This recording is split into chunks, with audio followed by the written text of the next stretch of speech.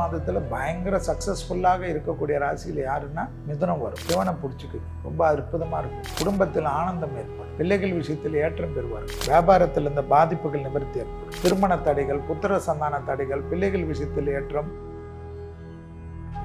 Presenting sponsor Tamil Matrimony and Lalika Jewelry. தமிழர்களின் number 1 choice Tamil matrimony. ஆச்சி கொழுக்கட்டை மாவு வந்தாச்சு.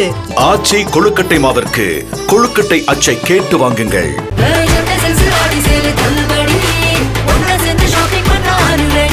The Chennai Silks in Aha Oho Adi Sale 50% வரை தள்ளுபடி.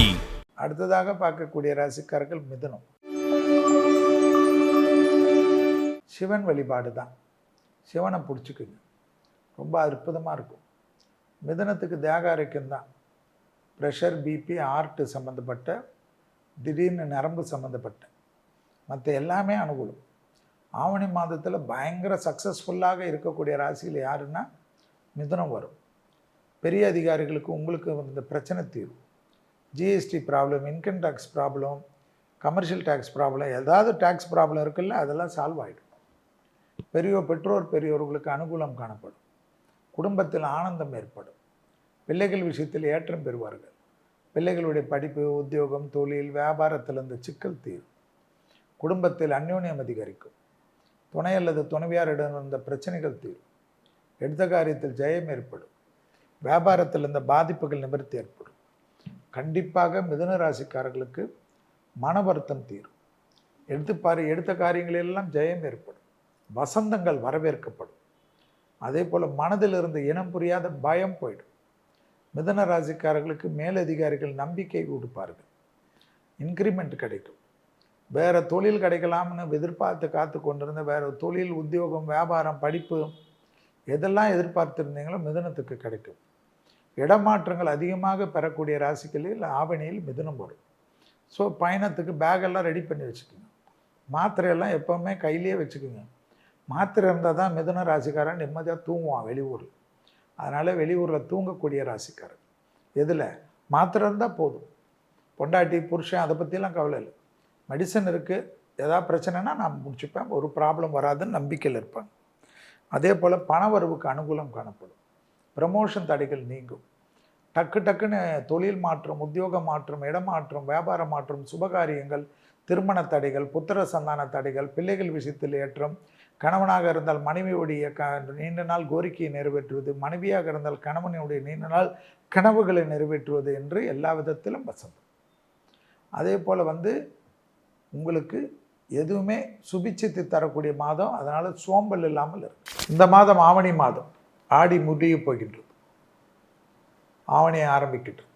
ஆவணி என்றாலே தெரியும், எல்லா விதமான சுபகாரியத்திற்கும் மக்கள் தயாராக இருக்கக்கூடிய மாதம்.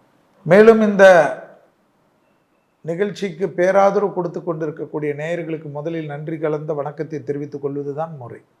இந்த ஜோதிட பகுதிக்கு குமுதம் டிஜிட்டலில் குறிப்பாக தமிழ் மாத பலன்களுக்கு உலகத்தில் இருக்கக்கூடிய தமிழர்களெல்லாம் பெரும் ஆதரவு கொடுத்து கொண்டிருப்பதும், அதற்கு பொது பலன்களுக்கு மிக மிக முக்கிய ஆதரவு கொடுத்து கொண்டிருப்பதும் வரவேற்கத்தக்க ஒரு அமைப்பு. அதற்கு மிக மிக நன்றிகள். குமுதம் டிஜிட்டல் நிர்வாக இயக்குனர் அருமைக்குரிய அண்ணன் வரதராஜன் அண்ணன் அவர்களுக்கும், என்னுடன் தொடர்ச்சியாக பணியாற்றி கொண்டிருக்கக்கூடிய ஜெயாபிரியன் அவர்களுக்கும், கேமராமேன் அவர்களுக்கும், டெக்னிக்கல் குழுவை சார்ந்த அனைவர்களுக்கும், சிஓ மற்றும் அனைவர்களுக்கும் என்னுடைய மனமார்ந்த நன்றிகள்.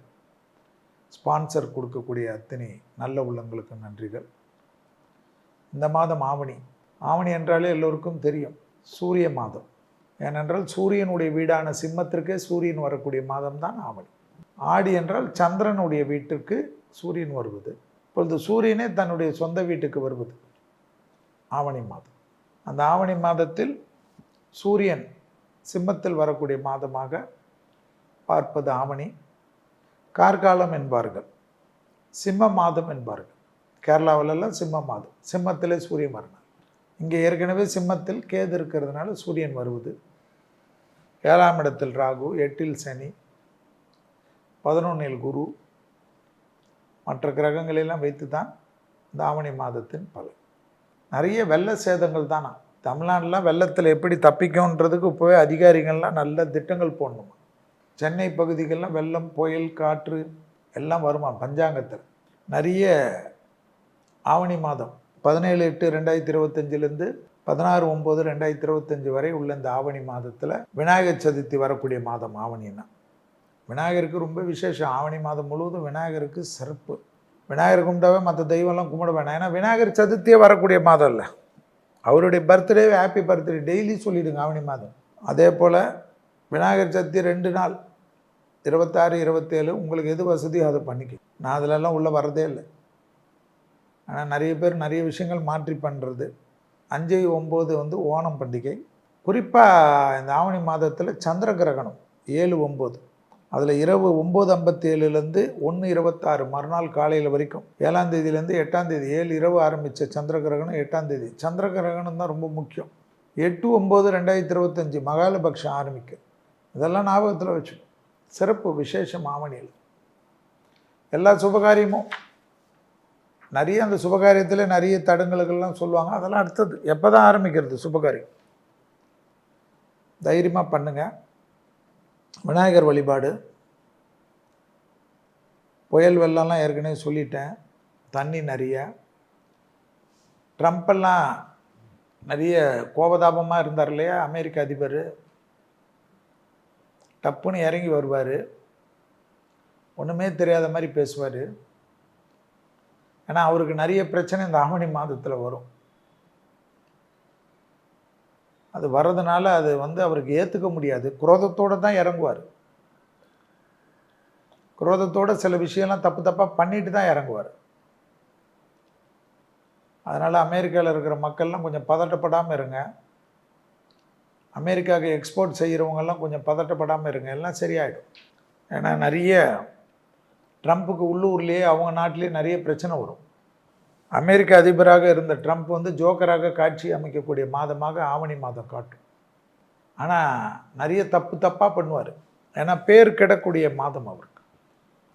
நோபல் பரிசு வரைக்கும் போன மாதிரி அவராகவே தப்பாக நிறைய பண்ணுவார். கோவப்படுவார்.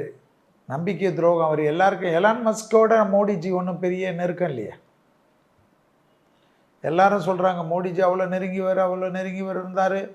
ஒரு மனிதனுடைய புத்தி வந்து எல்லாருக்கிட்டையும் ஒரு மாதிரி தானே இருக்கும். எலான் மஸ்க்கு தான் இவர் ட்ரம்ப்பை கொண்டு வர்றதில் அவ்வளோ உதவி செய்தவர். அவரே தன்னுடைய பகையிலையாக பார்க்கக்கூடியவர். மோடிஜி எப்படி பார்ப்பார்? மோடிஜி வந்து இந்திய நாட்டினுடைய பிரதமர்.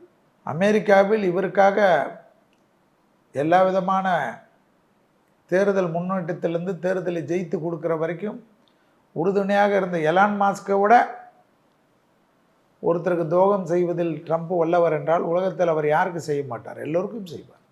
அதெல்லாம் போய் ஒரு பெருசாக பார்த்துக்கூடாது. மோடிஜி ஒரு பிரதமராக பார்க்கணும். பாரதிய ஜனதா கட்சியினுடைய இதெல்லாம் பார்க்கக்கூடாது.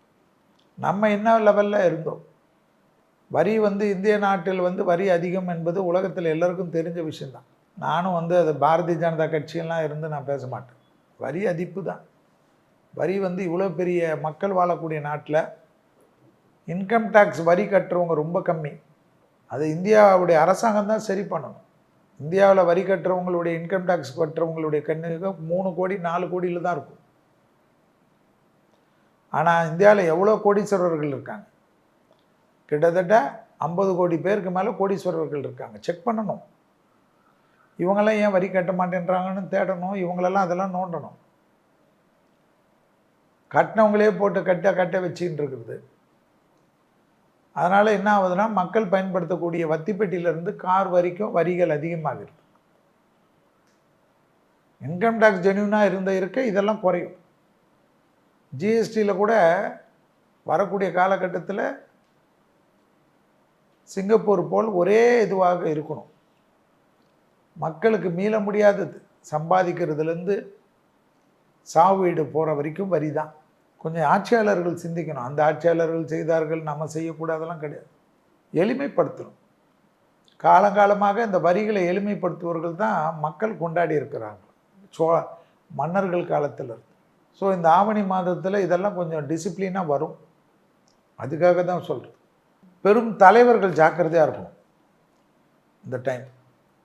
ஆவணி மாதத்தில் எப்படி ஆடி மாதத்தில் ஃப்ளைட்டுங்க ரொம்ப கவனமாக இருக்கணுமோ, அரசியல் தலைவர்கள் விளையாட்டுத்துறையை சார்ந்தவர்கள், பத்திரிகை துறையில் இருக்கக்கூடியவர்கள், இராணுவத்தில், போலீஸ் துறையில், ஏர்ஃபோர்ஸில், நேவியில் இருக்கக்கூடிய பெரிய பெரிய பொறுப்பில் இருக்கக்கூடியவர்கள், அடுத்ததாக பார்த்திங்கன்னா பெரும் அதிகாரிகள், மக்களிடத்தில் செல்வாக்கு பெற்ற அதிகாரிகள், தொழிலதிபர்கள், அரசியல் தலைவர்களுக்கெல்லாம் ரொம்ப கொஞ்சம் கெட்ட நேரமாக கேதுவோட சூரியன் சேர்றதுனால பெரும் பொறுப்பில் இருக்கக்கூடிய அரசியல் தலைவர்கள், முதல்வர்கள், பிரதமர்கள், ஜனாதிபதிகள், உபஜனாதிபதிகள், மந்திரிமார்கள் தேக ஆரோக்கியத்தில் ரொம்ப கவனமாக இருக்கணும்.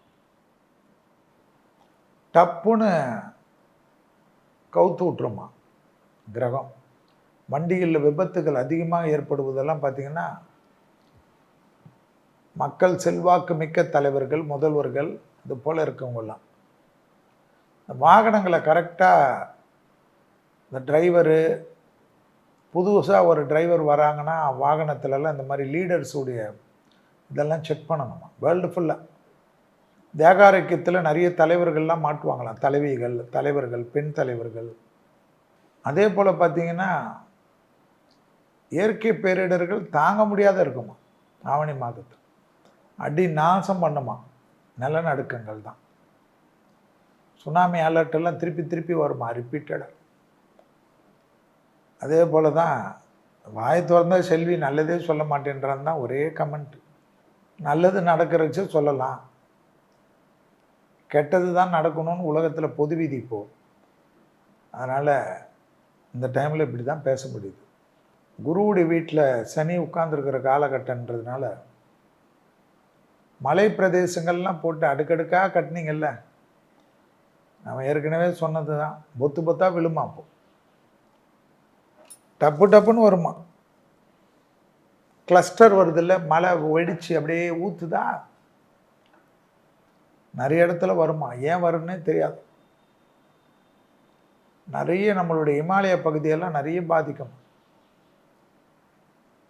ஆவணி மாதத்தில் இந்தியாவில் நிலநடுக்கங்கள் அடிக்குமா, கேர்ஃபுல்லாக இருக்கணும். சிலோனு பெருசாக மாட்டுமா, மலேசியா பெருசாக மாட்டுமா. ஸ்ரீலங்கா, சிலோனு, மலேசியா, சென்னையில் பெரிய மழை வெள்ளத்துக்கெல்லாம் சரி பண்ணி வச்சுக்கணுமா. குட்டி புயல்லாம் உருவாகி போயின்னு இருக்குமா. வனவிலங்குகளுக்கு பெரிய பாதிப்புகள். யானைகள் இந்த ட்ரெயினில் அடிபடுறது, வழித்தடங்களில் அடிபடுறது, இதெல்லாம் கொஞ்சம் பார்த்துக்கணுமா. அந்த காட்டு பகுதியில் ட்ரெயின் எல்லாம் கொஞ்சம் ஸ்லோவாக போகிற மாதிரி சொல்லணுமா. நிறைய கொஞ்சம் யானைகளுக்கு பாதுகாப்பை ஏற்படுத்தணும். விலங்குகள் வருவது நம்ம குற்றம் சொல்ல முடியாது. விலங்குகள் பகுதியில் நம்ம டெவலப்மெண்ட் பண்ணனால இவ்வளோ இது. கப்பல்கள் மோதல்கள் ஏற்படுமா. சரக்கு கப்பல்களில் பெரிய அளவுக்கு தீ பிளம்புகள் ஏற்படுமா. கடல் வழி போக்குவரத்து நிறைய இடத்துல பிரச்சனை ஏற்படுமா. தீ விபத்தால் கப்பல்கள் பெரிய சிக்கல் ஏற்படுமா. அதே போல் மலைகள் இருக்கக்கூடிய சதுரகிரி மலையிலேருந்து, பெரிய பெரிய மலைகள்லேருந்து, திருப்பதி மலையிலேருந்து, கேரளா மலையிலிருந்தெல்லாம் வெள்ளங்கள், சிறு சரிவுகள், மலை கோயில்கள். திருவண்ணாமலையில் மிக கவனமாக பார்த்துக்கணுமா. திருவண்ணாமலைக்கு சூரியனுடைய இடத்துல சூரியனே வர்றதுனால திருவண்ணாமலை கிரிவலத்திலலாம் ஸ்டாம்பேட் ஆகாமலாம் பார்த்துக்கணுமா. கொஞ்சம் கவனமாக இருக்கணுமா. காற்றழுத்த மண்டலம்லாம் உருவாகி பயமுறுத்துமா.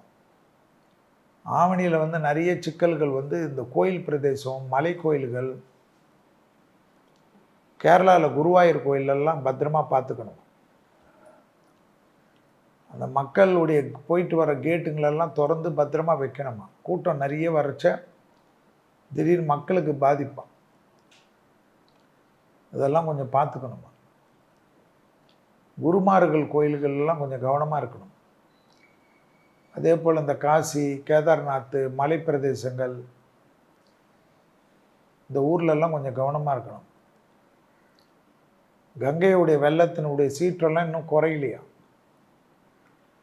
அது தமிழ்நாடு வரைக்கும் அந்த சீற்றங்கள் தண்ணியால் ஏற்படும்.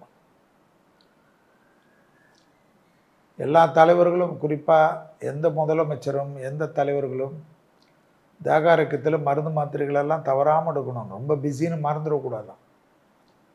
டப்புன்னு தலைவர்களுடைய செய்திகள் தான் பிரச்சனை வருமா ஆவணி மாதத்து.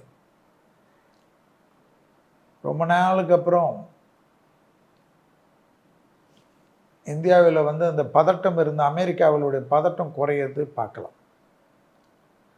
அது டிக்குன்னு ஒரு காம்ப்ரமைஸ் எல்லாம் ஆகும். அதே போல் அப்பா புள்ள போட்டிருக்கிற சண்டை எல்லாம் ஒரு முடிவுக்கு வருமா? தமிழ்நாட்டில் அரசியலில் போட்டுருக்காங்கல்ல, அதெல்லாம் ஆவணி மாதத்தில் ஒரு முடிவுக்கு வருமா, சொல்யூஷன் வருமா? அந்த சொல்யூஷன்லாம் ஆவணி மாதத்துக்கு முன்பாகவே வந்துருமா, கொஞ்சம் எல்லாமே ஸ்மூத் ஆகுமா? ஸோ இது போல் விஷயங்கள் எல்லாம் கண்டிப்பாக பார்க்கலாம். அரசியலில் கூட்டணிகள்லாம் ஆவணி மாதத்துலேருந்து வேகம் எடுக்குமா? ஆவணி மாதத்தில் புது இயக்கங்கள்லாம் வருமா? அரசியலில் பிரபலமானவர்கள்லாம் திடீர்னு இயக்கம் ஆரம்பிச்சிருவாங்க. இதெல்லாம் ஆவணியில் நடக்கும். ஏன்னா அந்த மாதிரி அந்த மாதம் டக்குன்னு யாருமே எதிர்பார்க்காததை செய்கிறது. சூரியன் வீட்டுக்குள் சூரியன் இருந்து கேது இருக்கிறான்ல, அதனால் அரசியலுக்கு சம்மந்தமே இல்லாத இயக்கங்கள்லாம் திடீர்னு உருவாகும். பெரும் பலம் பெறுமா, பேரு புகழெல்லாம் பெறுவாங்க. மக்கள் இது வந்து ஆதரிப்பாங்க. ஸோ ஆவணி மாதத்திலேருந்து அதுக்குண்டான பேச்சுவார்த்தைகள் எல்லாம் வெளியில் வர ஆரம்பிச்சிடும். இதெல்லாம் நம்ம பார்க்கலாம். இந்த ஆடி மாதத்தில் இருந்து விமான விபத்துகளுடைய பாதிப்பு ஆவணிலையும் தொடருமா? சில விமான கம்பெனியெல்லாம் வந்து ரொம்ப டவுன் ஆகிடுவாங்க. ஸோ இந்த விமானத்தினுடைய விஷயங்கள் கொஞ்சம் அப்படியே புரட்டாசி முடிகிற வரைக்கும் தொந்தரவாக தான் இருக்குமா. ஆவணி மாதத்தில் கடவுளுடைய ஆசீர்வாதம் இருந்தால் தான் பெரிய விபத்துக்கள்லாம் தவிர்க்கணுமா. நீ விமானத்தில் ஏறிட்டு இறங்குற வரைக்கும் இறங்கினாவே கைத்தட்டி நன்றி சொல்லக்கூடிய அமைப்பு ஏற்படுமா. ஒரு சின்ன ஜெருக்கல் வந்தால் கூட விமானத்தில் வந்து இனி எல்லாருக்கும் தூக்கம் கட்டுற அளவுக்கு ஆகிடுமா. கப்பல் பயணங்களும் அதுபோல் பாதிப்பு ஏற்படும். சுற்றுலா செல்லக்கூடிய கப்பல் பயணங்கள்லாம் எல்லாமே வந்து நிர்வாக சீர்கேடுகளும் சம்பளம் குறைக்கிறேன்னு சொல்லிட்டு தெரியாத ஆட்களை உள்ளே கொண்டு வந்து எல்லாத்தையும் கெடுக்கிற மாதிரி இப்போ மீடியாவெல்லாம் கெடுக்கிறாங்கல்ல, அதுபோல தான் எல்லாத்தையும் வந்து இப்போ வெளிநாடுகளில் மீடியா, அதே போல் உங்களுக்கு ஐடி மார்க்கெட்லலாம் நிறைய சம்பளத்தில் இருந்தவங்களெல்லாம் வீட்டுக்கு அனுப்பிச்சிட்டு புதுசாக வர ஃப்ரெஷர்ஸை வச்சு அனுபவம் என்றைக்குமே ஒரு பெரிய ஒரு வரப்பிரசாதம் அல்ல. அனுபவத்துக்கு கொடுக்க வேண்டிய மரியாதை, அனுபவத்துக்கு கொடுக்க வேண்டிய கூலிகளை கொடுத்தாதான் உலகம் இயங்கும் என்பது உலகத்தினுடைய விதி.